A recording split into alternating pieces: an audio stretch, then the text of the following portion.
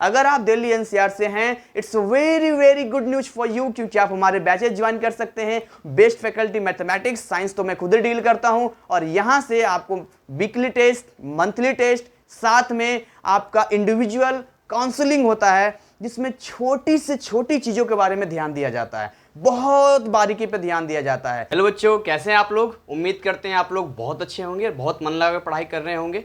और आज हम जो पढ़ने वाले हैं वो लॉज ऑफ मोशन का पार्ट 1 बहुत बेसिक तरीके से मैंने और डिटेल में आपको पढ़ाया था, जिसमें हमने लॉ ऑफ इनर्शिया यानी फर्स्ट लॉ ऑफ न्यूटन का फर्स्ट लॉ और मोमेंटम के बारे में जाना था।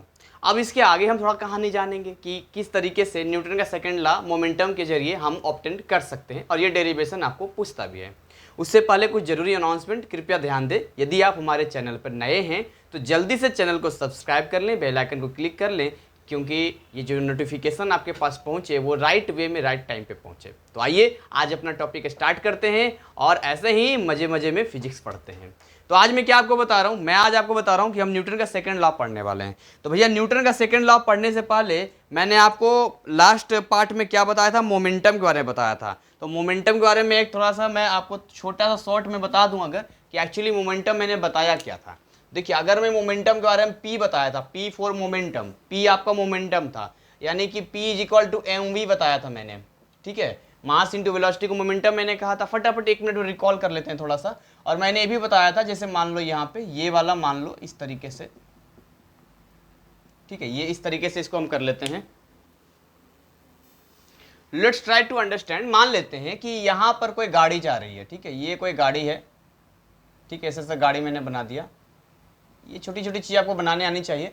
मान लो यहाँ पर इसकी वेलोसिटी u है, और ये गाड़ी जब यहाँ पर पहुँचता है इस तरह से, तो इसकी वेलोसिटी v हो जाता है। इसका मास कैपिटल M मान लेते हैं, इसका भी मास कैपिटल M मान लेते हैं। मान सकते हैं, क्यों नहीं मान सकते, मास थोड़ी ना बदलेगा। हाँ, अगर सवाल में आपसे कहेगा कि यहाँ पर इसके ऊपर कोई लोड कर दिया गया है या इसके ऊपर कुछ और ऐड कर दिया गया तब मास में होगा, वैसे किसी ऑब्जेक्ट का मास ऐसे नहीं बदलता है। तो यहाँ पर मैंने बताया था कि यहाँ P इनिशियल का मोमेंटम क्या होगा, mu होगा, और यहाँ P फाइनल का मोमेंटम क्या हो जाएगा, mv हो जाएगा। डैट मीन यहाँ पर आप देखोगे कि आप क्या निकाला था, आपने चेंज इन मोमेंटम निकाला था। क्या निकाला था बच्चों, चेंज इन मोमेंटम निकाला था। फटाफट देख लेते हैं कुछ सेकंड में।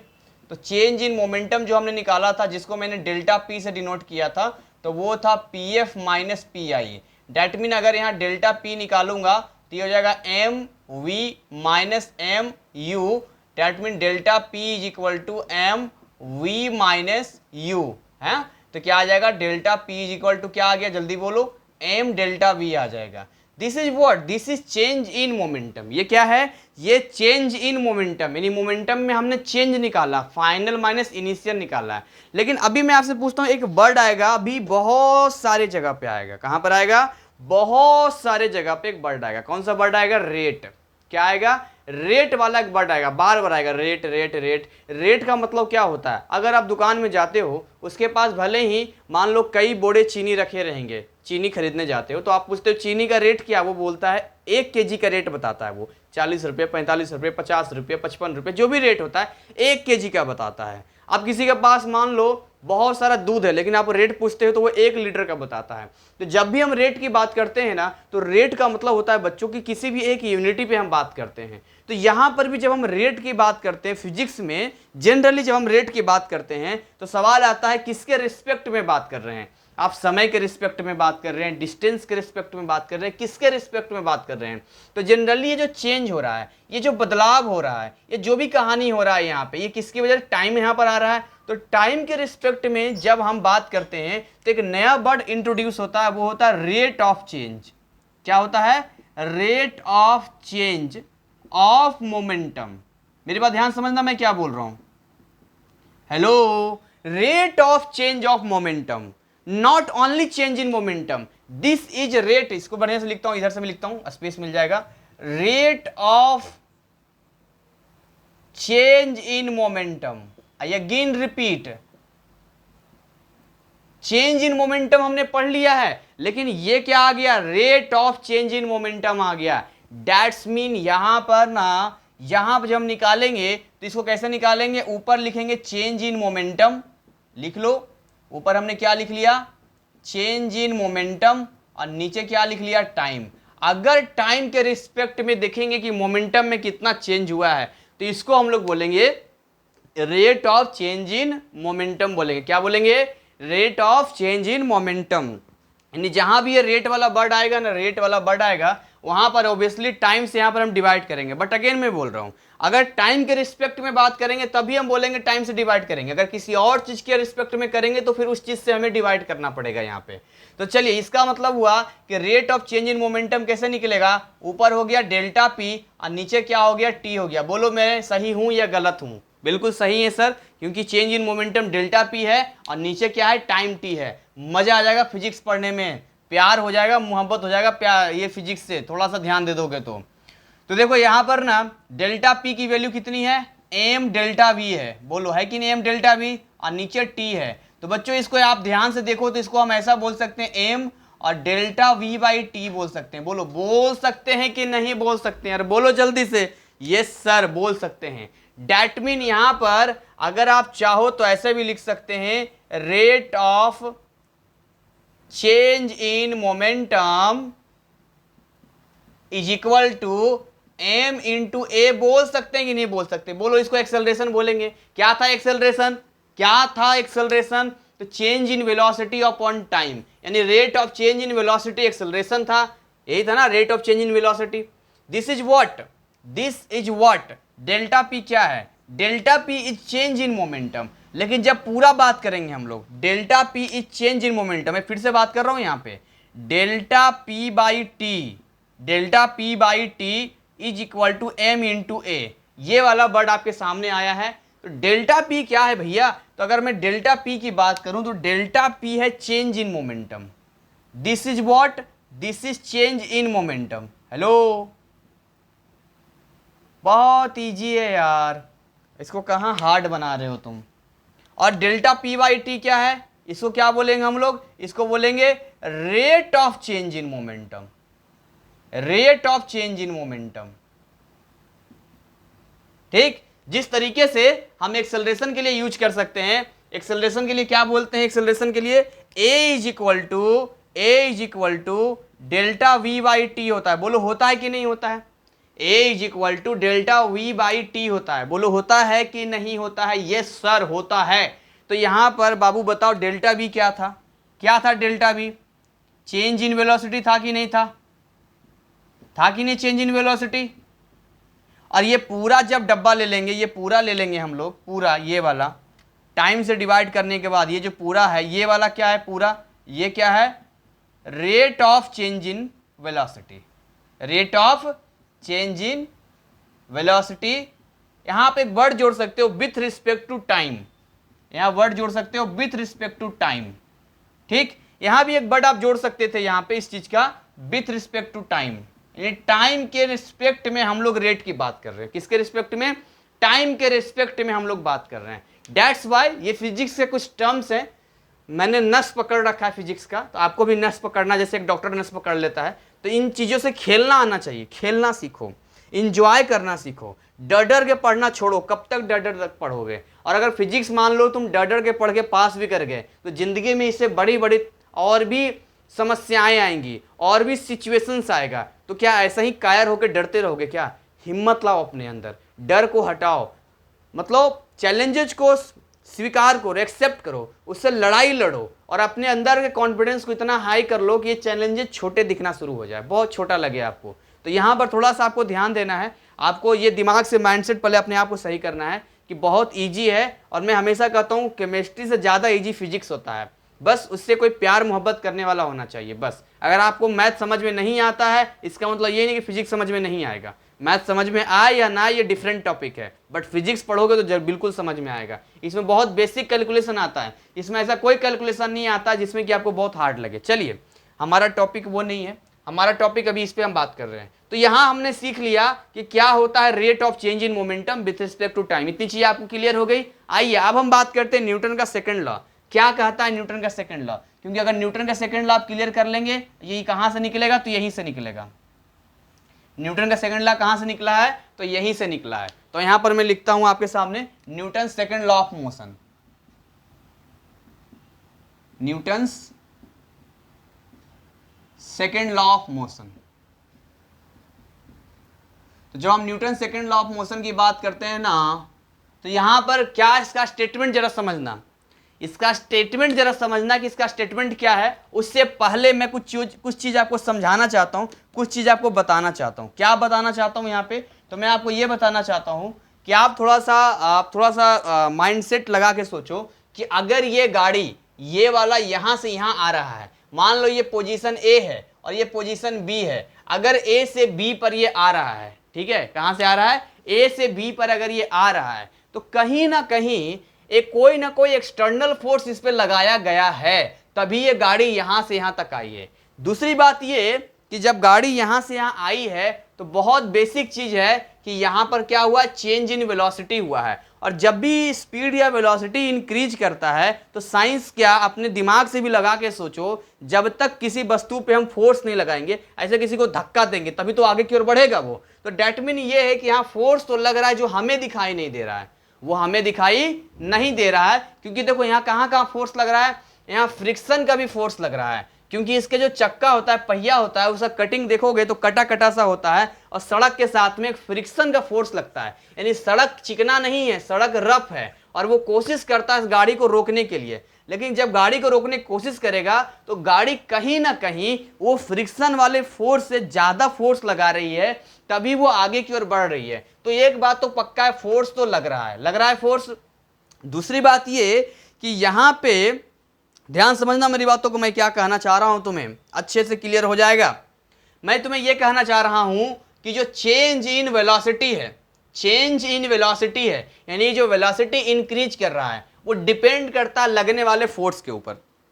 यहां जो चेंज इन वेलोसिटी है, ये जो चेंज इन वेलोसिटी है, ये डिपेंड करता है लगने वाले एक्सटर्नल फोर्स पे। अगर एक्सटर्नल फोर्स ज्यादा लगेगा, इसका मतलब ये हुआ कि यहां पर जो वेलोसिटी में चेंज वो ज्यादा आ जाएगा। आप फुटबॉल रखा हुआ होता है, फुटबॉल को हाथ से या पैर से धीरे से धक्का मारो, धीरे से फोर्स लगाओ, तो वो क्या होगा, उसकी वेलोसिटी जो होगी, उसका जो स्पीड होगा वो बढ़ेगा, कम बढ़ेगा। लेकिन देखा होगा आपने मैच वगैरह में कितनी तेजी से पांव से मार देते हैं वो, यानी ज्यादा फोर्स लगाने से वो फुटबॉल बहुत दूर तक चला जाता है। यानी अचानक से उसके वेलोसिटी में बहुत चेंज आ जाता है, पहले उसकी वेलोसिटी थोड़ा था या जीरो था, अचानक से बढ़ जाता है। यानी नेट एक्सटर्नल, देखो न्यूटन का सेकंड लॉ क्या कहता है, उसका बेसिक प्रैक्टिकल में समझाना चाह रहा हूं आपको।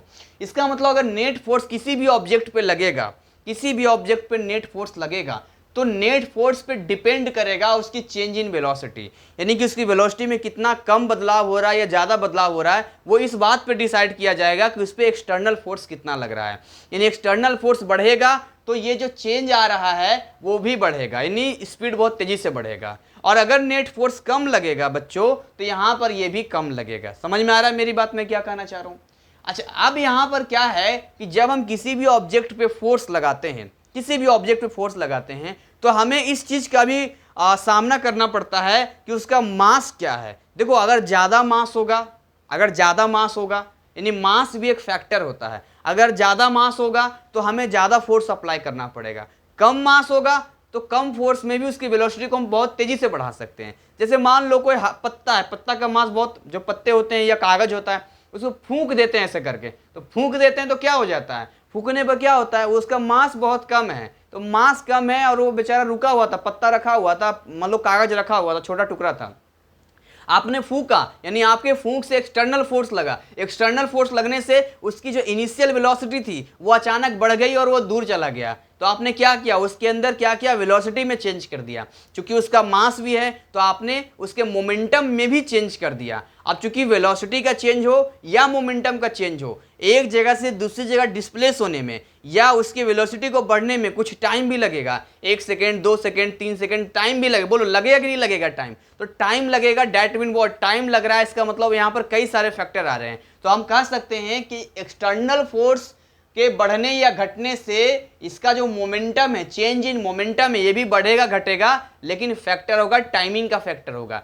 टाइमिंग का फैक्टर क्या होगा, देखो टाइमिंग का फैक्टर ऐसा होगा कि अगर फोर्स ज्यादा होगा तो टाइम कम लगेगा, फोर्स ज्यादा होगा तो टाइम कम लगेगा। क्रिकेट के बॉल आपने देखा है ना, उधर से वो गेंद आ रहा होता है और ये बैट्समैन ऐसे होता है, तो कितना कम टाइम में वो फोर्स लगा देता है, कितना कम टाइम में फोर्स लगा देता है वो। तो अगर टाइमिंग कम होगा मतलब फोर्स ज्यादा लगाओगे, टाइमिंग कम होगा, कम टाइम में ही चेंज कर जाएगा। समझ में आ रहा है मेरी बात, मैं क्या कह रहा हूं। और अगर टाइम बढ़ा दोगे यानी कि फोर्स कम होगा तो टाइम बढ़ जाएगा। कोई पत्थर है, पत्थर को फूको, फू फू करते रहो, थक जाओगे, वो हिलेगा ही नहीं।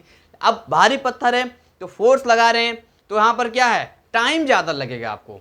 फोर्स लगा रहे हैं, टाइम ज़्यादा लगेगा। लेकिन अगर मान लो उस पत्थर की जगह छोटा सा ईंट हो जाए तो वहाँ पर क्या होगा, उतना फोर्स लगा देंगे तो वो मूव करना शुरू कर देगा। तो कुछ फैक्टर हैं जैसे कि मास फैक्टर है, टाइम फैक्टर है, वेलोसिटी फैक्टर है। इसलिए सीधा सीधा अब देखो, अब वेलोसिटी भी बोलना पड़ेगा, मास भी बोलना पड़ेगा, टाइम भी बोलना पड़ेगा। इसीलिए हम सीधा बोल देते हैं क्या, rate of change in momentum. देखो rate of change in momentum mass भी आ जाता है, वेलोसिटी भी आ जाता है, टाइम भी आ जाता है, सब कुछ आ जाता है। और ये सब के सब किस पे डिपेंड करता है, ये सब के सब एक्सटर्नल फोर्स पे डिपेंड करता है। और ये जो एक्सटर्नल फोर्स है उसी डायरेक्शन में चेंज होना चाहिए। हेलो, उसी डायरेक्शन में नेट फोर्स लगना चाहिए जिस डायरेक्शन में मोशन हो रहा है, मूवमेंट हो रहा है। तो यहाँ स्टेटमेंट में लिख देता हूं जो आपके टेक्स्ट बुक में भी दिया है।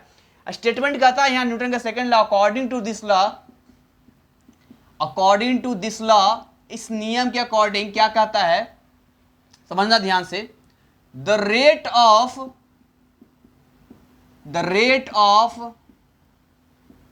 Change in momentum, the rate of change in momentum, ठीक है, the rate of change in momentum of any object is directly proportional, ये वर्ड यूज करेंगे हम लोग, directly proportional to applied net force on it.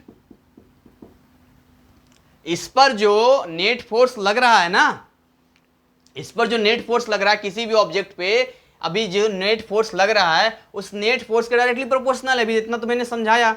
और एक line और क्या कहता है इसमें, एक लाइन और इसमें कहता है कि change in momentum of the body takes place in the direction of net force acting on the body. देखो बॉडी यूज किया है, ऑब्जेक्ट यूज किया है, you are free to write, कुछ भी लिख दो। तो आपकी बुक में बॉडी यूज किया है, मैंने ऑब्जेक्ट यूज किया है, ठीक है, कुछ भी आप लिख लो तो चलेगा यहाँ पे। तो एक चीज आपको यहाँ पर ध्यान देना है कि जो द चेंज इन मोमेंटम होगा, अरे चेंज इन मोमेंटम क्या होता है, मैं तो कई बार जब फर्स्ट टाइम मैंने इसको पढ़ा था तो बार बार सोचता था कि मोमेंटम आया कहाँ से। तो मोमेंटम एक्चुअली है क्या, momentum actually change in velocity ही तो होता है, केवल मास से तो मल्टीप्लाई करना होता है। अरे भैया आपका देख लो, आपका कितना मास है, कितनी वेलोसिटी है, मल्टीप्लाई कर दोगे तो मोमेंटम आ जाएगा, फाइनल से इनिशियल घटा दोगे तो वो आपका चेंज इन मोमेंटम आ जाएगा। तो यानी कि जो चेंज इन मोमेंटम है, ये जो चेंज इन मोमेंटम है ये किधर होना चाहिए, should be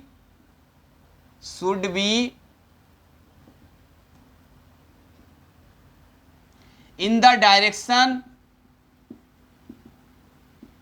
direction of net external force। पता ये वर्ड आ रहा है नेट एक्सटर्नल फोर्स, है ना। नेट मतलब टोटल।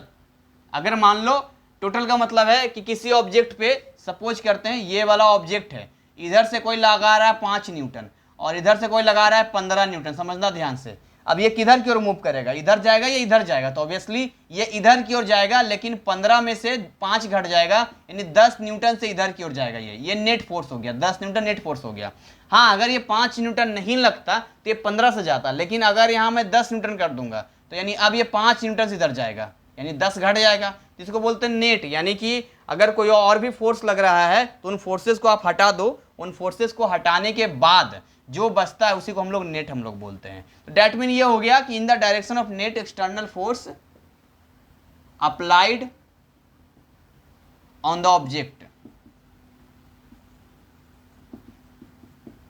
ठीक, तो ये स्टेटमेंट है जो मैंने आपके सामने लिखा है। आइए इसको समझते हैं। ये आपसे अगर पूछता तो एग्जाम में पूछेगा भी तो आपको ये लिखना पड़ेगा। ये आप लिख देंगे, लिखने के बाद अब आपको थोड़ा सा इसमें क्या करना है, थोड़ा सा न्यूमेरिकली सोल्व करना है, कुछ अलग नहीं करना है। जो आपने पढ़ा है इधर यही वाला काम करना है, ठीक है, कुछ नहीं अलग करना है, जो पढ़ा है वही करना है। तो लेट सपोज करते हैं कि नेट अप्लाई फोर्स एफ है, हम मान लेते हैं एफ हमारा अप्लाइड फोर्स है। तो अप्लाइड फोर्स किसको बोल रहा है, यहाँ पर क्या बोल रहा है ये कि जो नेट फोर्स अप्लाइड है ये डायरेक्टली प्रोपोर्शनल है। यानी अगर हम बात करते हैं कि ये नेट फोर्स है ये डायरेक्टली प्रोपोर्शनल है rate of change in momentum,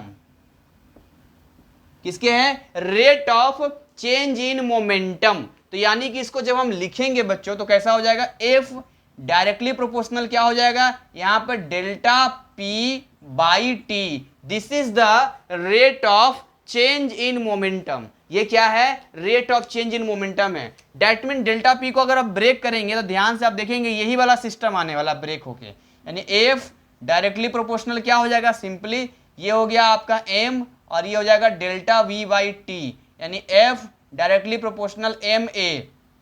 आ गए यहां तक? F directly proportional M A आ गया यहां पे। अब आपको पता है फिजिक्स में कहीं भी या केमिस्ट्री में कहीं भी ये जो लंगड़ा साइन होता है, जिसको मैं लंगड़ा कहता हूं, उसको सीधा करने के लिए डॉक्टर बुलाना पड़ता है। डॉक्टर मतलब कोई ना कोई कांस्टेंट लाना पड़ता है। तो मान लेते हैं के कोई कांस्टेंट है इनटू एम ए। यहां पर क्या है, अभी आपको के की वैल्यू कितनी लेनी है? तो के की वैल्यू कितनी लेनी है? यहां पर देखो ए कैसे आया, चूंकि ए इज इक्वल टू क्या होता है? डेल्टा वी बाई टी होता है। ये मैंने आपको बता दिया है, ठीक है। ए मतलब यार डरते हो तुम लोग फालतू से, अगर नहीं समझ में आता है तो ए एक्सेलरेटर तो है। गाड़ी में एक्सेलरेटर होता है कि नहीं, ये मुझे बताओ। अरे गाड़ी में एक्सेलरेटर होता है कि नहीं होता है? एक्सेलरेटर क्या करता है? एक्सेलरेटर का यूज हम किस चीज के लिए करते हैं? स्पीड को बढ़ाने के लिए करते हैं।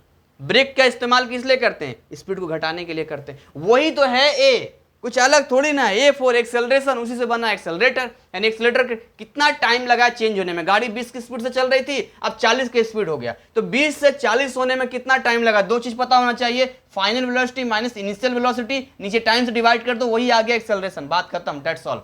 तो यहां पर आपको क्या लेना है? के की वैल्यू 1 लेना है यहां पर। तो के की वैल्यू कम, इफ के की वैल्यू 1 लेते हैं यहां पर, तो फॉर्मूला क्या बन जाता है?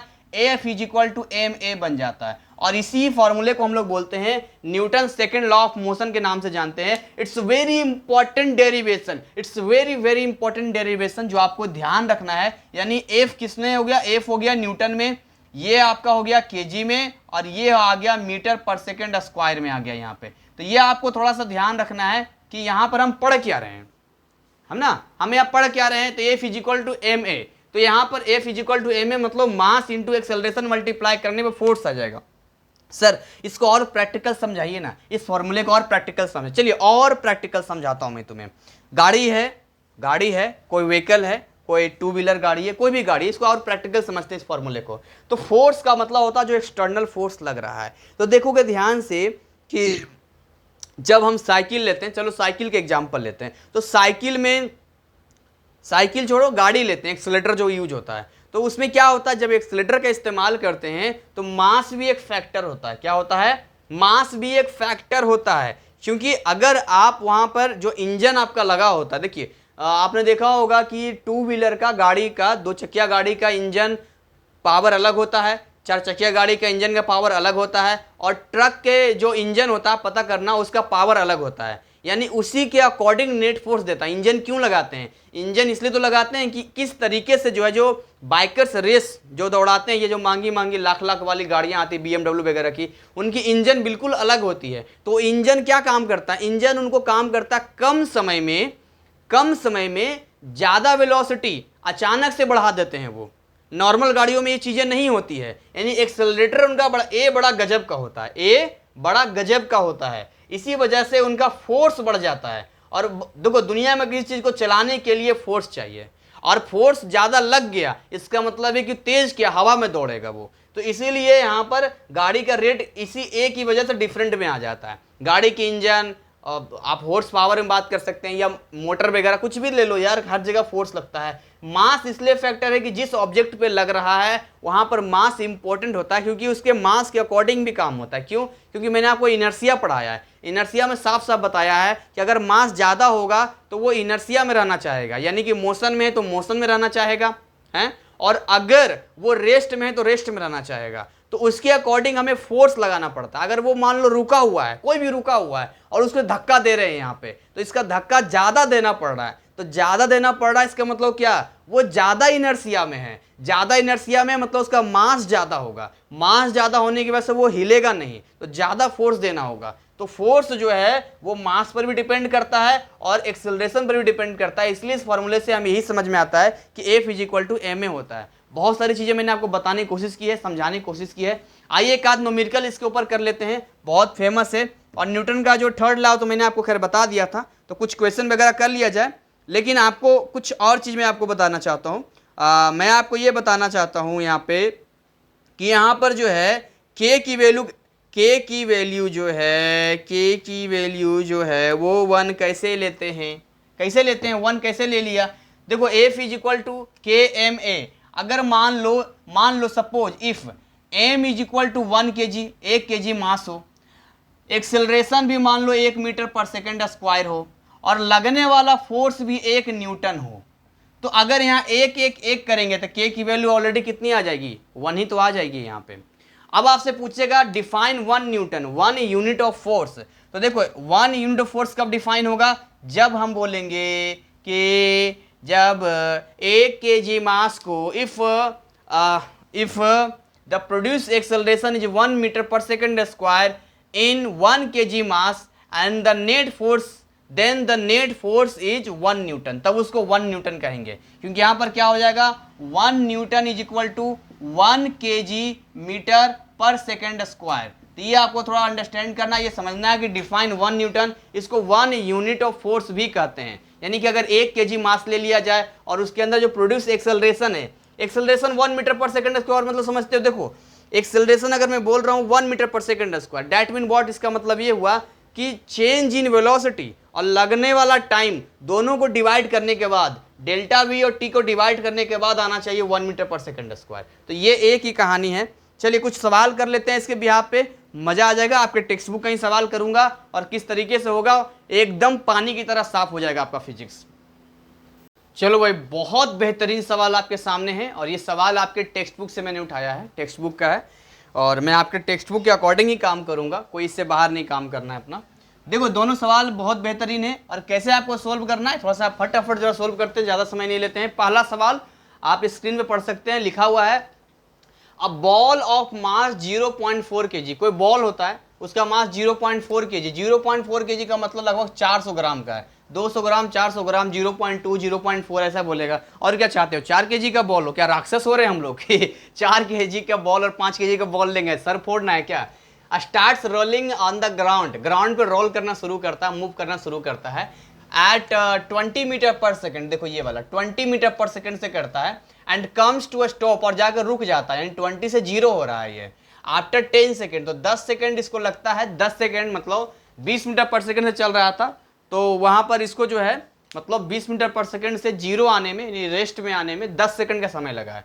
तो आपसे क्या पूछ रहा है, कैलकुलेट द फोर्स, आपको वो वाला फोर्स बताना है which stop the ball assuming it to be constant in magnitude throughout. तो ये मान के चल रहा है कि कांस्टेंट फोर्स लग रहा है, यानी पूरे थ्रू आउट पूरे सिस्टम में मैग्नीट्यूड कांस्टेंट है, ऐसा मान के चलते। क्योंकि देखो ऐसा होता है ना, डायरेक्शन में चेंज बदल सकता है, डायरेक्शन बदल सकता है फोर्स का, लेकिन यहाँ पर पहले ही बोला था न्यूटन का सेकंड लॉ किस पे अप्लीकेबल है भाई, जो उसी नेट एक्सटर्नल फोर्स के डायरेक्शन में ही चेंज इन मोमेंटम होना चाहिए यहाँ पे। तो अगर इसको हम सोल्व करते हैं तो बहुत इजी वे में जो चीज़ें डाटा दिया है पहले उसको लिख लेते हैं हम लोग। तो मास दिया है, मास ऑफ बॉल, तो मास ऑफ बॉल अगर इसको m एज्यूम करते हैं तो ये दिया है 0.4 kg, ये चीज़ दे दिया सबसे पहले आपको। इसके बाद आप देखेंगे तो फाइनल वेलोसिटी और इनिशियल वेलोसिटी, तो जो उसका इनिशियल वेलोसिटी था, जो उसका इनिशियल वेलोसिटी था जिसको आप u बोल सकते हैं, वो कितना दे रहा है, वो दे रहा है 20 मीटर पर सेकेंड। कितना दे रहा है, 20 मीटर पर सेकेंड दे रहा है। और उसका जो फाइनल वेलोसिटी है, बहुत ईजी है यार, थोड़ा सा नस पकड़ लोगे ना, मैं क्या बोल रहा हूँ, एक बार नस पकड़ना है फिजिक्स का, एक बार नस पकड़ लोगे ना उसके बाद तो तुम कुछ भी इसमें कर सकते हो, बस एक बार केवल धर्रे पे आना है तुम्हें। v इज इक्वल टू ले लिया किसने, इतना 0 metre per second, 0 metre per second. अच्छा कई बार v और v नॉट भी लेता है, v लेता है फाइनल के लिए, v नॉट लेता है इनिशियल के लिए, तो आपको टेंशन नहीं लेना है, आप जो चाहो वो ले सकते हो। मैं v और u ही लेकर चल रहा हूँ, लेकिन हो सकता है यहाँ पर ऐसा भी हो कि यहाँ पर इनिशियल वाला v नॉट ले ले और फाइनल वाला v ले ले, जो आपके सिलेबस में दिया है। चलिए इसके अकॉर्डिंग भी बात करेंगे, बट मुद्दा यही है कि कौन फाइनल और कौन इनिशियल है। साथ में देखेंगे टाइमिंग कितना दे रहा है, तो टाइम यहाँ पर दे रहा है 10 सेकेंड, 10 सेकेंड का समय लगा है यहाँ पे। आपसे क्या पूछ रहा है, एफ नेट एक्सटर्नल पूछ रहा है, ये वाला पूछ रहा है। ये एक्चुअली क्या पूछ रहा है, ये इसका मैग्नीट्यूड पूछ रहा है। इसका क्या पूछ रहा है, देखो मैग्नीट्यूड बताया था ना, किसी वेक्टर को मॉड लगा देते हैं, मॉड लगाने पर क्या होता है, वो मैग्नीट्यूड में आ जाता है। ये आपसे पूछ रहा है, ये आपसे पूछ रहा है। आपसे पूरा देखिए, किसी भी वेक्टर को मैंने बोला ना डायरेक्शन और मैग्नीट्यूड दोनों चीजें होती हैं। तो जब मैग्नीट्यूड की बात करते हैं तो हम लोग मोड लगा देते हैं। तो अगर ये वाला इसका मोड हमें चाहिए, एफ का मोड चाहिए यहाँ पे, तो क्या हो जाएगा, एम और ए का मोड हो जाएगा यहाँ पे। एनसीईआरटी में या टेक्स्ट बुक में यहाँ एरो नहीं दिखाया गया है, आपके सिलेबस में एरो नहीं दिया गया, बोल्ड लेटर में लिखा, बोल्ड लेटर मतलब थोड़ा डार्क ज़्यादा रहेगा, उसमें ज़्यादा ब्लैक होगा। तो आप अपने कॉपी में कैसे लिखोगे, तो यहाँ एरो दिखाना पड़ेगा। तो हम जब लिखते हैं अपने कॉपी में तो ऐसे ही दिखाते हैं वेक्टर को। और हम मैग्नीट्यूड की बात करें तो ये आ गया एम, और उसके बाद क्या हो गया यहाँ पर क्या हो गया, देखोगे ध्यान से, तो यहाँ पर आपका हो गया v minus U by T, time T हो गया। तो मास कितना था 0.4 kg, तो 0.4 kg मल्टीप्लाई v कितना है, तो v हो गया है 0 और ये है 20, ये दोनों ही हो गया। और नीचे हो गया टाइम कितना है 10 सेकंड दे रखा है, ये मीटर पर सेकंड में लेते हैं यहाँ पे, ठीक है। अब ये मीटर पर सेकंड स्क्वायर हो जाएगा, क्योंकि ये भी नीचे आ जाएगा। पर सेकंड का मतलब क्या होता है, सेकंड नीचे, सेकंड मल्टीप्लाई हो जाएगा। तो यहाँ पर आप देखेंगे जो मैग्नीट्यूड में वैल्यू आ रहा है, फोर्स की जो वैल्यू आ रही है वो कितना आ रहा है, तो आप मल्टीप्लाई करेंगे ध्यान से, तो इसको 10 कर देंगे, 0 से 0 कट गया, तो देखेंगे माइनस में आ रहा है, ये माइनस में, नीचे 10 भी है, यानी 8/10, लेकिन ये माइनस में है, kg metre per second square, जिसको हम न्यूटन भी कहते हैं, था ना, kg metre per second square को न्यूटन कहते हैं। तो यहाँ पर कितना आ गया, यहाँ पर 8/10 को क्या बोलेंगे, 0.8 बोलेंगे। यानी यहाँ पर जो f आ रहा है आपका, जो f की वैल्यू आ रही है वो कितनी आ रही है, वो आ रही है माइनस में 0.8 न्यूटन आ रहा है। अच्छा, ये माइनस क्या बता रहा है, मैंने आपको बोला था ना माइनस क्या बता रहा है यहाँ पे, तो माइनस अगेन यहाँ डायरेक्शन का काम कर रहा है, माइनस डायरेक्शन बताने का काम करता है। यहाँ पे डायरेक्शन बताने का मतलब क्या है, अब देखो बॉल को रोकना है, तो बॉल को रोकना मतलब बॉल का मोशन तो इधर में है, बॉल का मोशन तो इधर में है, लेकिन रोकने के लिए तो अपोजिट फोर्स लगाना पड़ेगा, इसलिए ये माइनस आया है। क्योंकि डायरेक्शन अपने हिसाब से हम कनेक्ट करेंगे। ये बॉल था, बॉल मान लो यहाँ से यहाँ पे गया और यहाँ पर रेस्ट में आ गया, तो फोर्स तो इधर लगाना पड़ेगा ना एफ, लेकिन बॉल तो इधर की ओर जा रहा है, तो दोनों का डायरेक्शन अपोजिट हो गया। एक लीनियर में होना चाहिए, एक लीनियर में होना चाहिए, इसका मतलब होता है डायरेक्शन का मतलब होता है एक लीनियर में है ये, ठीक है, एक लीनियर में काम हो रहा है यहाँ पे। ऐसा नहीं है कि यहाँ ऐसा लग रहा है फोर्स ऊपर नीचे तिरछा लगा दो, वो नहीं चलेगा। तो यहाँ पर हम आंसर तक पहुंच चुके हैं, चूंकि अपोजिट डायरेक्शन है। अगला बात करते हैं, नेक्स्ट सवाल पे बात करते हैं। अगला सवाल कहता है अ कांस्टेंट फोर्स, कोई फोर्स है कांस्टेंट है, अ constant force of magnitude 50 Newton, force कितना दे रहा है 50 न्यूटन का। देखो यहाँ पर पहले ही दे दिया, इसने पहले ही दे दिया है 50 न्यूटन। एक चीज मैं क्लियर कर दूं, फोर्स का जो एसआई यूनिट होता है वो न्यूटन होता है, न्यूटन इसका एसआई यूनिट होता है, कंफ्यूज मत होना।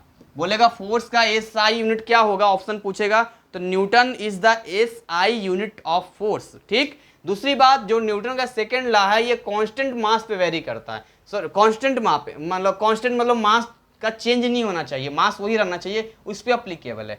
अगर आप मास को बदलेंगे तो अभी रॉकेट वाला में सीखेंगे हम लोग कि इस तरह से रॉकेट वाले केस में हम मास को बदल सकते हैं, क्योंकि रॉकेट के अंदर जो मटेरियल भेजते हैं वो जब जलता जाता है, बर्न करता जाता है, तो रॉकेट हल्का होता जाता है, जितना हल्का होता जाता है उतना तेजी से फिर आगे बढ़ता चला जाता है। वो भी अभी बताएंगे किस तरीके से न्यूटन का थर्ड लॉ वहां पर लगता है। तो ये तो खैर आंसर तक पहुंच गए थे, अभी दूसरा सवाल पढ़ रहे थे हम लोग। A constant force of magnitude 50 newton is applied to a body of 10 kg, यानी कि ये किस पे काम कर रहा है, कोई बॉडी है, कोई ऑब्जेक्ट है 10 kg का है, 10 kg को मूव करवाना है initially with the speed of 10 metre per second, शुरू में 10 मीटर पर सेकंड था। And how long will it take the body to stop if the force acts in a direction opposite to its motion. अब मुझे ये आपसे पूछ रहा है कि 10 kg मास का है, क्या होगा, कितना टाइम लगेगा, बोल रहा है ना यहाँ पे क्या बोल रहा है, how long will it take the body, कितना समय लेगा। पूरा सवाल मैंने लिखा है क्या, हाउ कहाँ चला गया, how will it take the body to, हाँ कितना टाइम लेगा, बस वही हाउ विल टेक कितना, टी यानी टी आपको बताना है यहाँ पे। तो जो गिवन चीजें हैं वो आपको लिखना है, यानी मास 10 kg हो गया, फोर्स 50 न्यूटन हो गया। आप देखेंगे यहाँ पर जो आपका इनिशियल वेलोसिटी है 10 मीटर पर सेकंड है, फाइनल कितना हो जाएगा यहाँ पर, ये दिख रहे हैं ना, फाइनल कितना हो जाएगा, 0 हो जाएगा यहाँ पर जब उसका अपोजिट लगेगा। तो ये सवाल आपको भी खुद बनाना है। मैं अभी 3 तक गिनती करूंगा, कॉपी पेन आपका खुला हुआ होना चाहिए, नहीं है तो खोल लो। ये कोई कहानी नहीं है जो केवल सुन लेने से आपको कल्याण हो जाएगा, ये फिजिक्स है।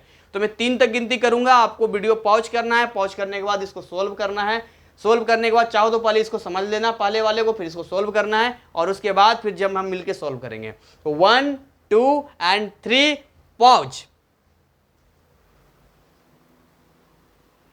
चलिए, मैं उम्मीद करता हूं कि आपने इसको सॉल्व किया होगा और मेरी बात को माना होगा, क्योंकि ऐसा आपको वर्चुअली फील आएगा कि मैं आपको सीधा पढ़ा रहा हूं, आपको यही फील आएगा। अगर आप डिसिप्लिन में पढ़ोगे, कहते हैं ना कभी कभी कुछ चीज़ें फ्री की होती है तो हम इंपॉर्टेंट खत्म कर देते हैं।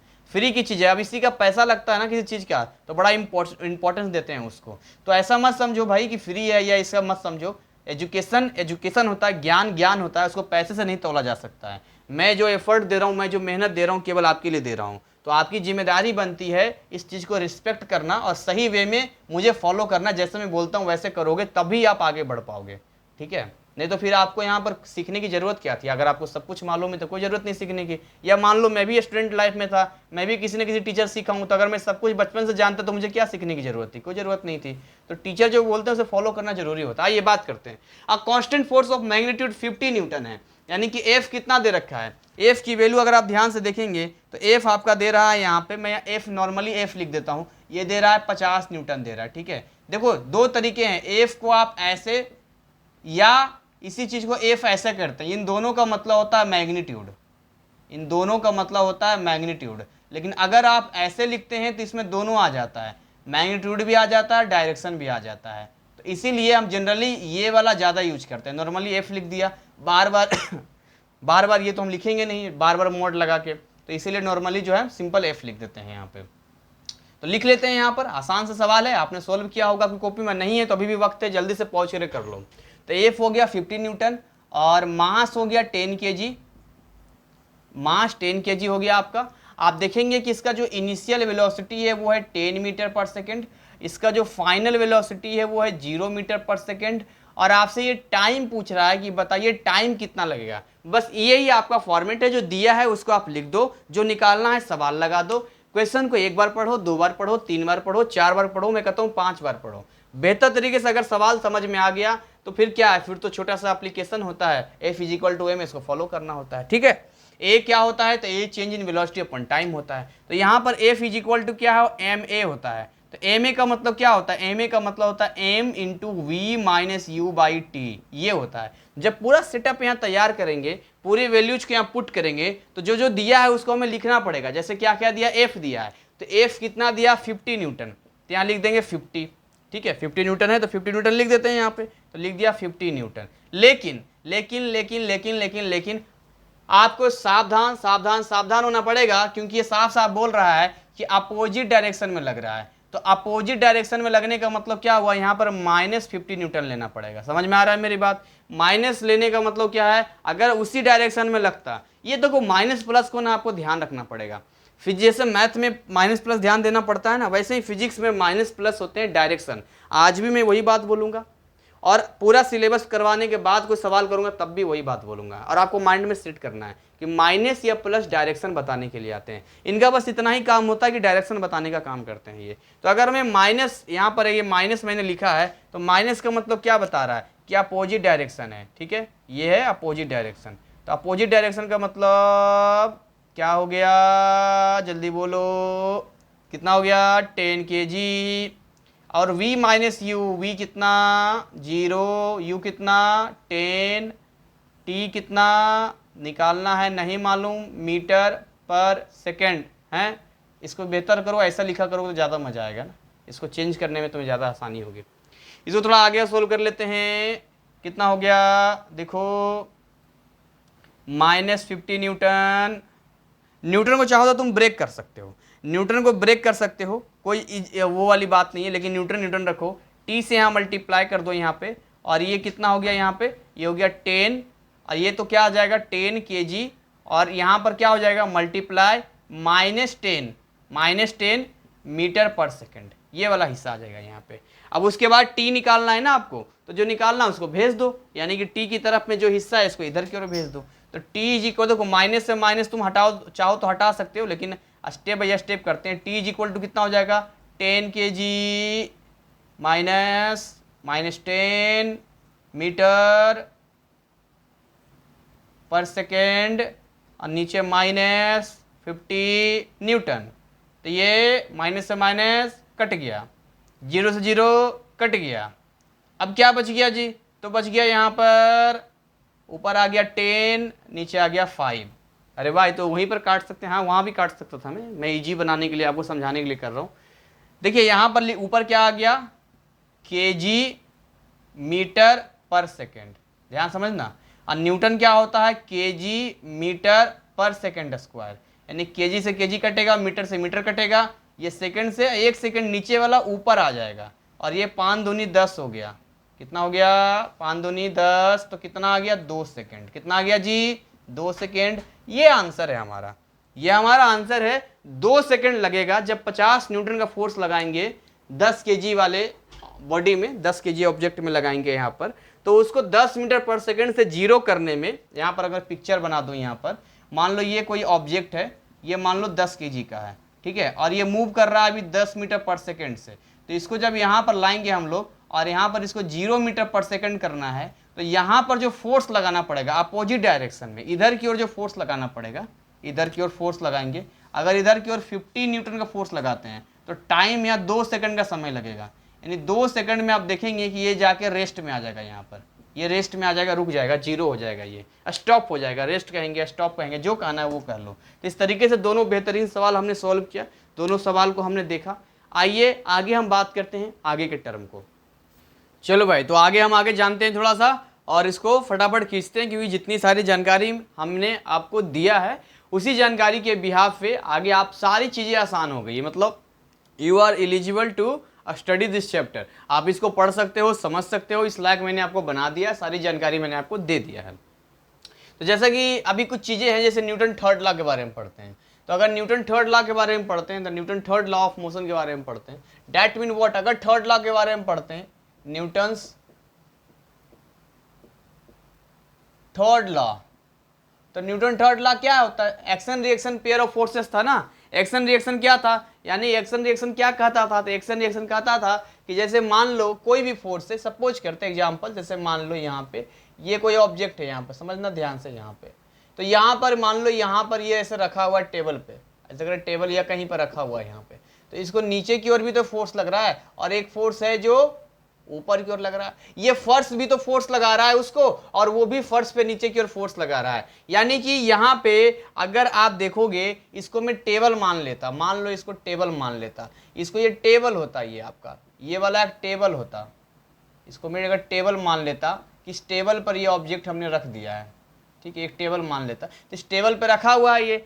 अब मान चलते हैं यहाँ पे कि ऑब्जेक्ट मान लेते हैं, जैसा कि आपके टेक्स्ट बुक में दिया उसी अकॉर्डिंग में चलूंगा, कोई फालतू नहीं चलूंगा मैं, ठीक है। जैसे मान लेते हैं ये F1 है, ये F1 फोर्स लग रहा है, ये F2 फोर्स लग रहा है। अब क्या कहता है जी एक्शन रिएक्शन, एक्शन रिएक्शन कहता है कि दोनों ही फोर्सेस कैसे होंगे, अपोजिट होंगे, बोलो अपोजिट है कि नहीं है, डायरेक्शन में अपोजिट होगा और मैग्नीट्यूड में इक्वल होगा। क्या बात है, यानी कि हम बोल सकते हैं यहाँ पर जो F1 फोर्स लग रहा है, कौन सा लग रहा है, F1 फोर्स लग रहा है, और जो F2 फोर्स लग रहा है, दोनों इक्वल तो है लेकिन माइनस में है। माइनस क्या बता रहा है, माइनस बता रहा है अपोजिट साइन को बता रहा है। तो हम बोल सकते हैं when two objects interact, the force exerted by one object on the other is equal in magnitude and opposite in direction to the force exerted by the latter object on the former। चलिए इतना कौन लिखेगा आप देख लेना, मैं कुछ quality बता देता हूँ, कैरेक्टर बताता हूँ। जैसे देखो, एक तो अपोजिट डायरेक्शन होता है ना, डायरेक्शन अपोजिट होता है। दूसरी बात इक्वल इन मैग्नीट्यूड होता है, इक्वल इन मैग्नीट्यूड होता है। तीसरी बात अप्लाइड ऑन टू ऑब्जेक्ट्स, दो ऑब्जेक्ट्स पर ही लगेगा भाई साहब, एक अकेले ऑब्जेक्ट पे नहीं लगेगा। क्लियर हो गया मैं क्या कहना चाह रहा हूं, यस सर क्लियर हो गया। चलिए इसका मतलब ये हुआ कि अगर हम ये निकालना चाहें, दो ऑब्जेक्ट है, ये ऑब्जेक्ट मान लो है और ये इस पे फोर्स लगाता है, और ये ऑब्जेक्ट है मान लो ये इस पे फोर्स लगाता है, ये ऑब्जेक्ट 1 है, ये ऑब्जेक्ट 2 है, इस पे फोर्स लगने वाला F1, इस पे फोर्स लगने वाला F2, F2 पे फोर्स लग रहा है। यानी हम क्या बोल सकते हैं कि अगर F1 पे applied by 2, force on F1 applied by 2 is equal to force of F2 applied by 1, ये नेगेटिव होगा। नेगेटिव क्या बता रहा है? नेगेटिव बता रहा है यहाँ पे अपोजिट साइन, अपोजिट डायरेक्शन बता रहा है। तो चलिए न्यूटन थर्ड लॉ वगैरह भी सीख लिया आपने, बहुत सारी चीजें मैंने आपको बताई भी थी। आगे इम्पल्स के बारे में जानते हैं कि इम्पल्स क्या होता है। What is impulse? अच्छा, इम्पल्स के बारे में सुना है क्या? पहले जानते हैं इम्पल्स क्या होता है? नहीं जानते? ओहो, इम्पल्स नहीं जानते तो हम बता देते हैं, काहे को टेंशन लेते हो। इम्पल्स कुछ नहीं होता है, ये खाली नया नया नाम है, बहरूपिया ये लोग है। क्या है? बहरूपिया एक तरह से। इम्पल्स को हम लोग ना, इम्पल्स की अगर हम बात करते हैं, अगर आप इम्पल्स निकालना चाहोगे तो एक्चुअली इम्पल्स होता क्या है, अगर इम्पल्स के बारे में आपसे पूछेगा तो इम्पल्स क्या होता है, तो आप ध्यान से देखोगे कि इम्पल्स को हम लोग फोर्स और टाइम ड्यूरेशन के बिहाफ पे डिफाइन करते हैं। इसको हम बोल सकते हैं इम्पल्स को क्या बोल सकते हैं? तो बोल सकते हैं the total effect of external force का, जो आपके बुक में यहां पर दिया है, the effect of force applied for a short duration. The total effect या इफेक्ट ऑफ फोर्स जो बोल सकते हो, applied for a short duration. बहुत शॉर्ट ड्यूरेशन में जब बात करते हैं हम लोग, तो उसको जो है हम लोग इम्पल्स के नाम से जानते हैं। मैथमेटिकली अगर मैं मैथमेटिकली पे आ जाऊं, अगर मैं मैथमेटिकली आ जाऊं, क्या आ जाऊं? मैथमेटिकली, तो कहता है इट इज डिफाइंड। कैसे डिफाइन करेंगे? तो बोलेंगे the product of force and time interval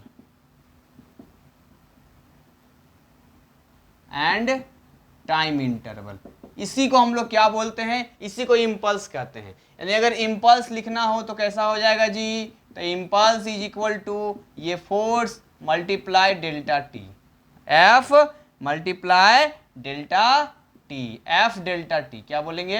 F delta T हो गया यहाँ पर। चूंकि एफ एक वेक्टर है, ये एक वेक्टर है, तो ये भी क्या हो जाएगा? वेक्टर हो जाएगा। ठीक है। यूनिट की अगर बात करते हैं, अगर आप यूनिट की बात करते हैं तो देखो यूनिट क्या हो जाएगा? ये होता है न्यूटन में। न्यूटन का मतलब क्या होता है? न्यूटन का मतलब होता है KG metre per second square. ठीक। मल्टीप्लाई, ध्यान से देखना, ये तो न्यूटन हो गया, ये न्यूटन में हो गया। मल्टीप्लाई ये होता है सेकेंड, सेकेंड से सेकेंड कट गया, तो इसका जो यूनिट बन के आएगा वो क्या आ जाएगा? KG metre per second. कुछ याद आ रहा है? केजी मीटर पर सेकेंड, ये तो मोमेंटम का था, यानी कहीं ना कहीं मोमेंटम से भी इसका कुछ रिलेशन है, कुछ तो गड़बड़ है। तो यहां पर कैसे निकालेंगे? ध्यान से समझते हैं जरा। एफ डेल्टा टी आया कहां से? तो अगर आप ध्यान से देखेंगे तो यहां पर आपको एक चीज बहुत बेहतर तरीके से क्लियर है। कैसे बेहतर क्लियर हो जाएगा? बहुत बेहतर तरीके से क्लियर हो जाएगा। यदि मैं लिखता हूं इम्पल्स, तो इम्पल्स इज इक्वल टू क्या हो जाएगा? देखो एफ डेल्टा टी है कि नहीं है? अरे बोलो, है। बिल्कुल सर, एफ डेल्टा टी तो है यहाँ पे, बिल्कुल है। अगर मैं डेल्टा टी से डिवाइड कर दूं तो क्या हो जाएगा? डेल्टा टी से डिवाइड कर दूं तो क्या हो जाएगा? तो डेल्टा टी से क्यों डिवाइड करेंगे आप? डेल्टा टी से आप क्यों डिवाइड करेंगे? तो डेल्टा टी से भैया इसलिए डिवाइड करेंगे कि अगर आप ध्यान से फोर्स के बारे में देखोगे तो आपको एक चीज समझ में आएगी कि जो हमने चेंज इन यहाँ पर न्यूटन सेकंड लॉ निकाला था हमने, क्या निकाला था? Change in rate of change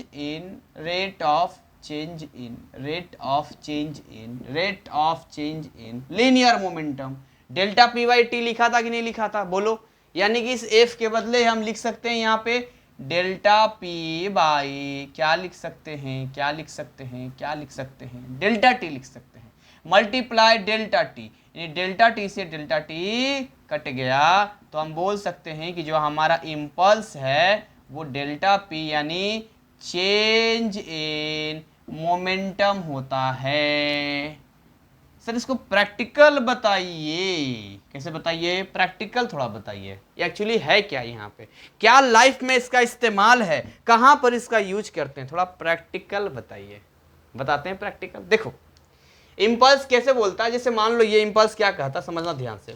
ये कहता है, देखो बाबू ध्यान समझना, the total effect of force applied for a short duration, मतलब आपने देखा होगा कि जैसे मान लो कोई भी हम फोर्स अप्लाई करते हैं तो अगर शॉर्ट ड्यूरेशन में लगेगा, कम समय में लगेगा, तो वहां पर क्या होगा, फोर्स का इफेक्ट ज्यादा हो जाएगा। आपने क्रिकेट में देखा है, क्रिकेट में क्या होता है, क्रिकेट में जनरली जो गेंदबाज होता है, जो फील्डर होता है, तो फील्डर को जब कैच करना होता है किसी बॉल को, तो वो क्या करता है, वो हाथ को पीछे की ओर खींच लेता है, हाथ को पीछे की ओर खींच लेता है। क्यों? क्योंकि अगर समय कम होगा तो फोर्स का इफेक्ट ज़्यादा होगा, उसके हाथों पे बहुत ज़्यादा फोर्स लगेगा, जिसकी वजह से उसका हाथ क्षति हो सकता है, नुकसान, ज़्यादा चोट लग सकता है। तो वो देखा होगा पीछे ऐसे खींच लेता है वो।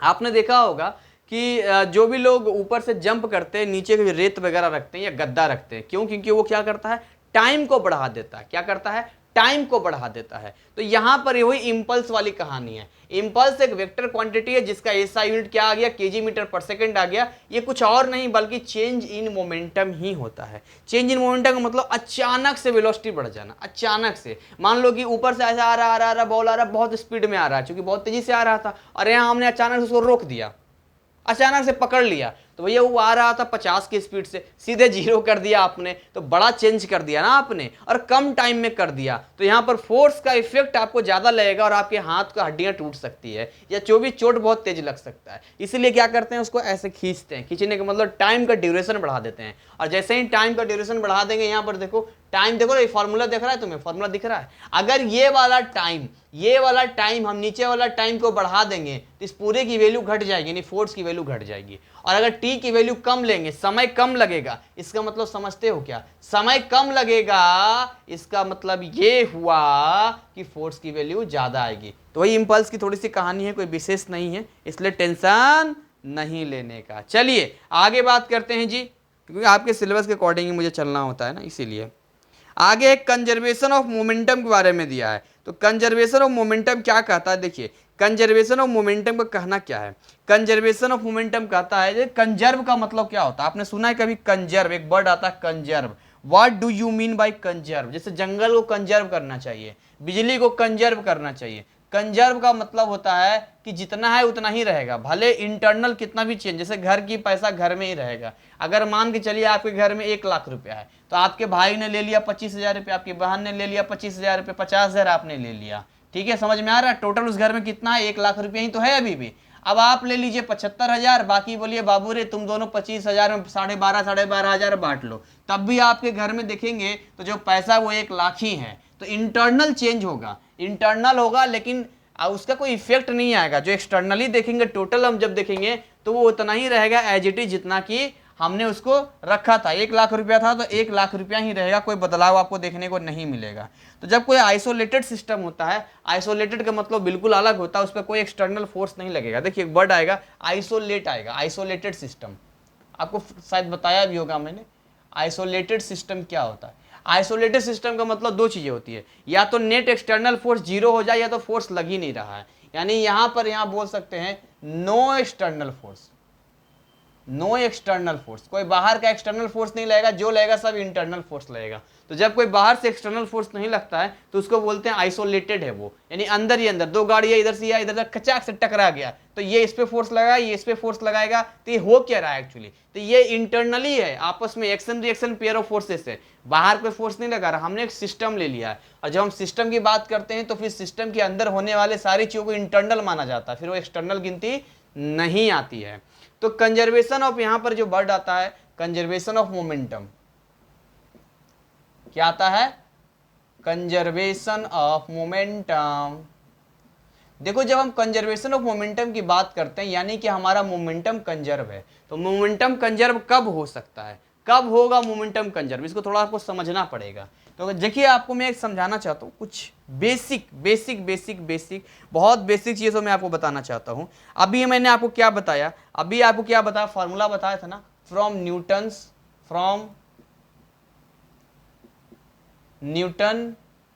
Newton second law. क्या था? जल्दी बोलो। F is equal to delta T. यानी कि यहां पे अगर हमें डेल्टा पी लिखना हो तो कैसा आ जाएगा, delta F dot delta T. बोलो यही आ जाएगा कि नहीं आ जाएगा? इसका मतलब क्या हुआ? इसका मतलब क्या हुआ?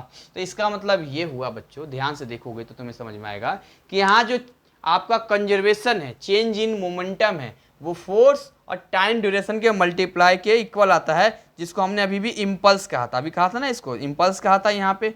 तो मान लेते हैं दो ऑब्जेक्ट है, मान लेते हैं न्यूटन के थर्ड लॉ को अप्लाई कर लेते हैं थोड़ा सा, और मान लेते हैं दो ऑब्जेक्ट, कितने ऑब्जेक्ट है? दो ऑब्जेक्ट है, और दोनों एक दूसरे पर क्या लगा रहे हैं? फोर्स लगा रहे हैं, दोनों एक दूसरे फोर्स लगा रहे हैं। जैसे कि ऐसा समझते हैं यहाँ पे, जैसे ऐसा समझते हैं, ये समझ लेते हैं ना, मजा आ जाएगा।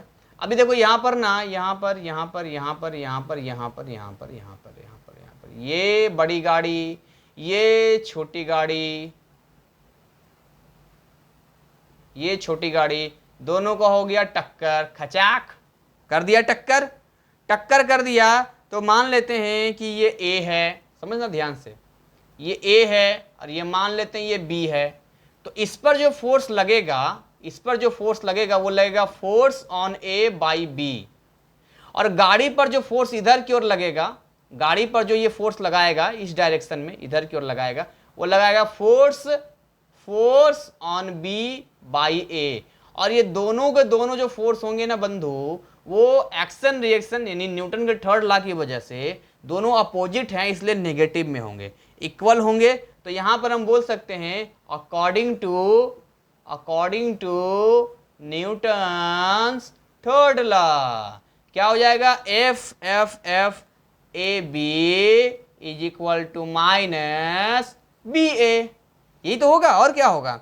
अब यहां पर आप लिख सकते हो कि यहां पर हम डेल्टा पी लिखते हैं, तो डेल्टा पी क्या? ए में चेंज आएगा, और ये डेल्टा टी हो गया, टाइम वही लगेगा, माइनस ये डेल्टा पी बी हो गया, और ये डेल्टा टी लग गया। बोलो लगा कि नहीं लगा?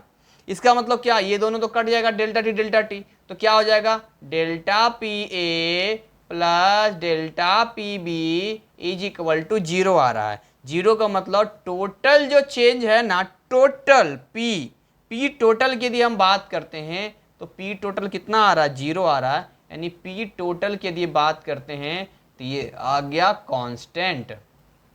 क्या आ गया बंधु? कांस्टेंट आ गया। कैसा आ गया? कांस्टेंट आ गया। तो इसी से हमें पता चलता है कि जो आपका मोमेंटम है वो क्या होता है? कंजर्व होता है। इसी को हम लोग बोलते हैं कंजर्वेशन ऑफ मोमेंटम के नाम से जानते हैं। ठीक है, बाकी और भी सारी चीज़ें सीखेंगे, इलिस्ट्रेशन वगैरह, जिसमें आपको सबसे पढ़ना है recall of a gun, collision के बारे में पढ़ना है, और उसके बाद जो है आपको एक्सप्लोजन ऑफ बॉम्ब के बारे में पढ़ना है, रॉकेट के बारे में पढ़ना है। ये चार चीज़ें पढ़नी है, और फिर इक्विलिब्रियम पढ़ना है कॉन्करेंट फोर्सेस का, और इसके बाद हम फ्रिक्शन पे आ जाएंगे अपना लोग। ये चार चीज़ें हम थोड़ा सा जान लेते हैं, एक एक करके समझ लेते हैं, ज़्यादा आसानी रहेगा हमारे लिए, ज़्यादा ईजी वे में हम अंडरस्टैंड कर पाएंगे। So now we are talking about conservation of momentum के कुछ इलिस्ट्रेशंस देखते हैं, कुछ एग्जाम्पल समझते हैं, और कुछ को प्रैक्टिकली समझने की कोशिश करेंगे। रिकॉल ऑफ ए गन, आपने गन देखा है? बंदूक देखा है? नहीं देखा? कहाँ से देखा होगा? अरे ठीक है, मूवीज में देखा होगा, सोशल मीडिया पर देखा होगा, जैसे भी देखा होगा। तो बंदूक क्या होता है? बंदूक मान लो ऐसे मैंने पकड़ रखा है, ऐसे करके, ये छोटा वाला है, ऐसे पकड़ रखा है। तो यहाँ क्या होता है ना, यहाँ पर न्यूटन का थर्ड लॉ अप्लाई होता है, यानी यहाँ से जो बुलेट निकलता है, यहाँ से जो बुलेट निकलता है, तो बुलेट निकलता है यहाँ से, तो जितना फोर्स वो आगे की ओर, जिस फोर्स से जितना निकलता है उतना ही फोर्स वो पीछे की ओर धक्का देता है। मतलब जिस वेलोसिटी से उधर जाएगा तो एक इधर भी एक वेलोसिटी क्रिएट करेगा। तो इसको हम कैसे बैलेंस करते हैं? तो फोर्स मतलब what? Rate of change in momentum, यही करते हैं ना। तो जो मोमेंटम होगा, मोमेंटम के वर्ड में हम समझेंगे, तो टोटल सिस्टम का जो मोमेंटम होगा वो कंजर्व होगा। अब आप कहेंगे कि जो बुलेट का स्पीड है, वेलोसिटी तो काफ़ी ज़्यादा होता है, तो यहाँ पर जो बंदूक है उतना वेलोसिटी पीछे की ओर तो नहीं आता। ऐसे देखा है, ऐसे बंदूक चलाया खटैक और बंदूक उड़ के पीछे चला गया, ऐसा तो नहीं होता है। तो देखो बुलेट का जो मास होता है बहुत छोटा होता है, तो कम 10 ग्राम 5 ग्राम का होता है, और बंदूक का मास ज़्यादा होता है। तो उसको जो मैनेज करते हैं इसको मोमेंटम में, मोमेंटम क्या होता है? m/v होता है। तो देखिए उसका वेलोसिटी ज़्यादा है तो मास कम है। अब इसको बराबर करने के लिए इसका मास ज़्यादा है तो वेलोसिटी कम होगा, इसलिए वो कम पीछे की ओर देता है। तो इसके लिए थोड़ा इसको समझते हैं, थोड़ा सा मान लेते हैं। यहाँ पर ऐसे बंदूक हमने बनाया, ये मान लो इस तरह से हमने एक बंदूक बनाया, स्टिकर ये मान लो, स्टिकर ये दबाया। तो यहाँ पर जो है इस बंदूक में, यहाँ स्टिकर इसलिए दबा दिया यहाँ पे, तो इस बंदूक में ध्यान से अगर आप देखेंगे, इस बंदूक में यहाँ पर क्या होता है, बुलेट निकलता है। मान लो यहाँ पर गोली निकल रहा है, ये निकल रहा है यहाँ पे। तो भैया जो अगर यहाँ बंदूक से गोली निकल रही है, समझ में आ रहा है, बुलेट निकल रहा है यहाँ से, तो यहाँ पर न्यूटन का थर्ड लॉ भी अप्लाई होगा और कंजर्वेशन ऑफ मोमेंटम भी काम करेगा। यानी जितना फोर्स इधर की ओर जाएगा तो एक पीछे की ओर भी वेलोसिटी देगा, जिसको हम लोग रिकॉइल वेलोसिटी के नाम से जानेंगे। क्या जानेंगे हम लोग? रिकॉइल वेलोसिटी के नाम से जानेंगे। तो मान लेते हैं जी कि इसका मास m है और बंदूक है कैपिटल M। मान लेते हैं, मानने में क्या जाता है भाई, इसका मास m है, कैपिटल M है, उसका स्मॉल m है। तो अब यहाँ पे अगर मान लेते हैं कि ये इधर गया है और ये इसको इधर की ओर पीछे की रिकॉइल वेलोसिटी के नाम से जानेंगे इसको। मान लो ये v1 से गया, इधर ये v2 हो गया, तो दोनों का जो टोटल सिस्टम हो गया ना, ये आइसोलेटेड सिस्टम हो गया। कोई एक्सटर्नल फोर्स तो लग नहीं रहा है यहाँ पर। बोलो लग रहा है क्या? एक्सटर्नल फोर्स नहीं लग रहा ना। तो जब एक्सटर्नल फोर्स नहीं लग रहा तो क्या कहेगा? मोमेंटम कंजर्व होता है। यानी कि हम बोलेंगे यहाँ पर जो m v1 होगा प्लस m v2 होगा वो 0 होगा, कंजर्व होगा। यानी कि हम बोल सकते हैं m v1 is equal to क्या बोल सकते हैं? Minus m v2। ये भी बिल्कुल सही बात है। जो मोमेंटम इधर की ओर है उसका अपोजिट मोमेंटम इधर की ओर अप्लाई करेगा यहाँ पे। तो यहाँ पर हम v2 निकाल सकते हैं, v2 निकाल सकते हैं। v2 क्या होता है? m upon capital M minus में v1। v2 क्या? रिकॉल वेलोसिटी इसको बोलते हैं। इसको क्या बोलते हैं हम लोग? इसको बोलते हैं रिकॉल वेलोसिटी बोलते हैं। गन का ऑफ गन, बंदूक का रिकॉइल वेलोसिटी है। इस पे कुछ सवाल आते हैं जो आप बना सकते हो, बता सकते हो। दूसरा कोलिजन की हम लोग बात करते हैं। रीजन बता दिया मैंने, रीजन बता दिया यहाँ पर। रीजन देखो v1 जो है वो ज्यादा होता है, v2 कम होता है। इसके पीछे क्या कारण है? बहुत कम होता है भैया। इसके पीछे क्या कारण है? क्यों क्यों क्यों क्यों क्यों? आखिर क्यों ऐसा होता है? देखिए इन दोनों को हमें बराबर करना है। तो इसका मास कम है तो इसका वेलोसिटी ज्यादा होगा। जैसे कि अगर 2 लेते हैं, इधर लेते हैं 100 तो 200 हो गया। इधर लेते हैं 100 तो इधर लेंगे 2। यानी कि दो क्वांटिटी को अगर बैलेंस करना है तो अगर ये कम है तो ऑब्वियसली ये ज्यादा होगा, और अगर ये ज्यादा है तो ये कम होगा, तभी तो मल्टीप्लाई करने पर बैलेंस होगा। तो वैसे ही v1 ज्यादा है और v2 क्या होता है? कम होता है। अब इसको क्यों नहीं कहेंगे? ये प्रैक्टिकल है। ये क्या है? प्रैक्टिकल है। ये प्रैक्टिकली यहाँ पर है। तो इसके पीछे रीजन में बताता हूँ आपको कि v2 कम क्या होता है, क्यों होता है। रीजन ये है कि m जो है बहुत छोटा होता है, m इससे बहुत छोटा होता है। तो मास में बुलेट का मास इतना ज़्यादा कम होता है, बंदूक कितना भारी होता है, बुलेट कितना 10 ग्राम 5 ग्राम का होता है, 15 ग्राम का होता है, छोटा सा होता है ना वो। तो ये इस तरह से समझ लिया हमने। आगे बात करते हैं यहाँ पर कोलिजन क्या होता है। देखो कोलिजन कैसा भी हो, कोलिजन का मतलब टक्कर होता है। अब जैसे ये वाला है, अब ये वाला है, ये वाला है, इसको ये कोलिजन करेगा, इधर ये कोलिजन करेगा, इसको ये वाला है, इसको इधर कोलिजन करेगा, इसको इधर कोलिजन करेगा। तो कहने का मतलब है दो या दो से ज्यादा आपस में जब ये कोलिजन करेगा तो इसका जो सिस्टम का आपका मोमेंटम होगा टोटल, वो सब करेंगे तो 0 के बराबर होगा, यानी कांस्टेंट होगा। एक्सप्लोजन ऑफ बम की बात करते हैं। मान लो ये बम है, ठीक है, ये वाला बम है, ये बम फटेगा। तो बम फटेगा तो 2 फ्रैगमेंट्स में बटेगा। कैसा बटेगा? 2 फ्रैगमेंट्स में बट जाएगा। तो एक टुकड़ा और 2 टुकड़ा। तो दोनों टुकड़ा जो बटेगा, दोनों में इंपल्स, ये दोनों में मोमेंटम पैदा होगा। तो दोनों में जो मोमेंटम पैदा होगा वो कैसा पैदा होगा मोमेंटम? तो वो ऐसा पैदा होगा कि दोनों अपोजिट डायरेक्शन में जाएगा। दोनों कैसा जाएगा? अपोजिट डायरेक्शन में जाएगा। ध्यान समझना, दोनों ही अपोजिट डायरेक्शन में जाएगा। सपोज करते हैं ये ऐसे करके ये विस्फोट किया, ये तो विस्फोट किया तो देखेंगे ध्यान से कि मान लो एक आप इधर गया, मान लो एक टुकड़ा इधर गया और एक टुकड़ा इधर गया। सपोज करते हैं तो ये छोटा वाला टुकड़ा इधर आ गया और एक छोटा टुकड़ा इधर आ गया, यहाँ पर 2 टुकड़े आ गया। तो दोनों ही अपोजिट डायरेक्शन में जाएगा। वो कैसा भी हो सकता है, ऐसे ऐसे कैसा भी हो सकता है, ताकि वापस इनको ऐड करने पर 0 हो जाए। क्योंकि यहाँ पर क्या है, एक्सटर्नल फोर्स तो लग नहीं रहा है। तो एक्सटर्नल फोर्स नहीं लगेगा तो ये जो बॉम्ब आपको दिखाई दे रहा है, जब ये एक्सप्लोर करेगा, जब ये फटेगा, तो यहाँ पर क्या होगा? इन दोनों फ्रैगमेंट्स का क्या हो जाएगा? क्या हो जाएगा? जल्दी बोले। दोनों फ्रैगमेंट्स का क्या हो जाएगा? मोमेंटम इक्वल हो जाएगा। डायरेक्शन अपोजिट है। अगर मान लो दोनों इक्वल मासेस का, ये भी m और ये भी m, तो दोनों की वेलोसिटी भी सेम हो जाएगी, तभी तो इक्वल होगा। यहाँ पे अगर मास डिफरेंट होगा तो वेलोसिटी भी डिफरेंट हो जाएगा। तो ये थोड़ा सा आपको समझना है। रॉकेट प्रोपल्सन की बात करते हैं तो जो रॉकेट होता है आपका, ये रॉकेट होता है,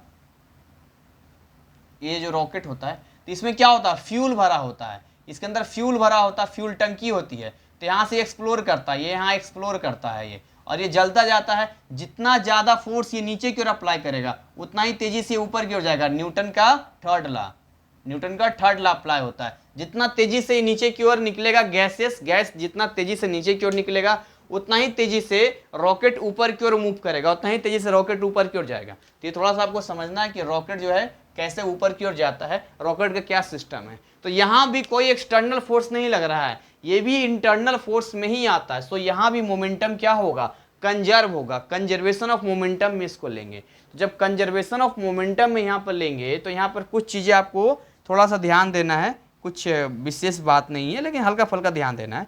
जैसे मान लेते हैं यहाँ पे कि जो वेलोसिटी है, किसका जो वेलोसिटी है, गैस का, मास ऑफ द गैस, मान लेते हैं एम मास ले लेते हैं। यहाँ पर मैं यहाँ पर सोल्व कर देता हूँ। Mass, M mass of the gas, M mass of the gas escape कर रहा है, यहाँ पे एस्केपिंग पर सेकेंड,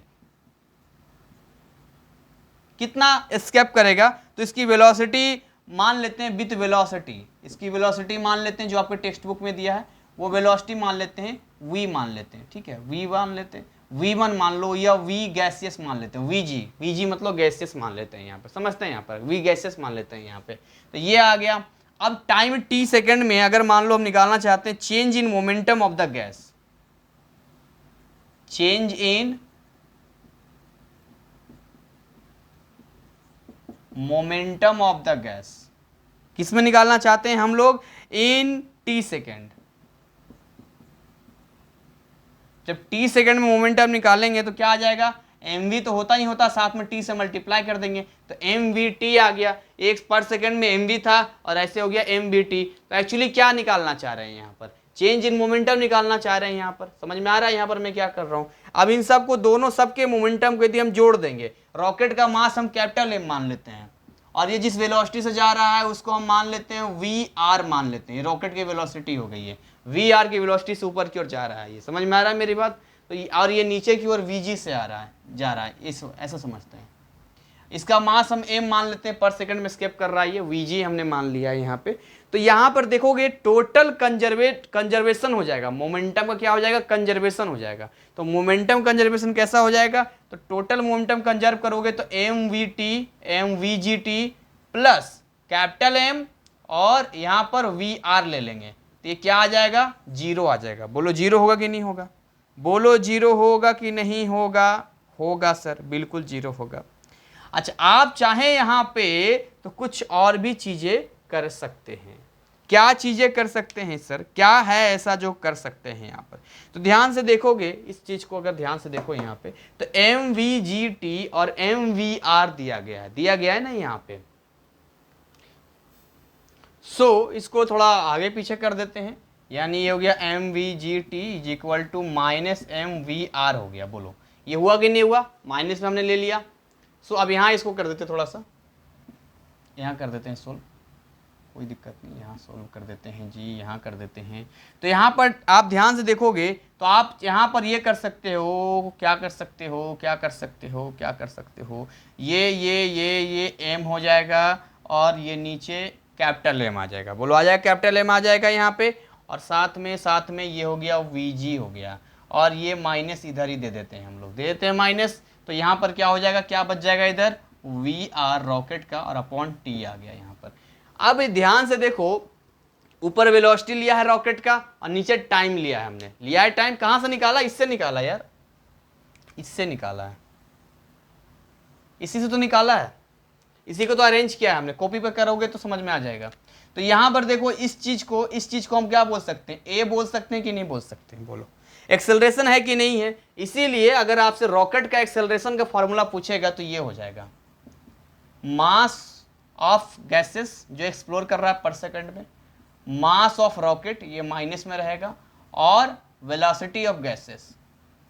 और ए क्या है आपका, व्हाट इज ए, तो रॉकेट मूव कर रहा है इस एक्सेलरेशन से, तो ए क्या है, एक्सेलरेशन ऑफ रॉकेट। ए क्या है ए, तो ए है एक्सेलरेशन ऑफ रॉकेट, ये रॉकेट का एक्सेलरेशन है भैया।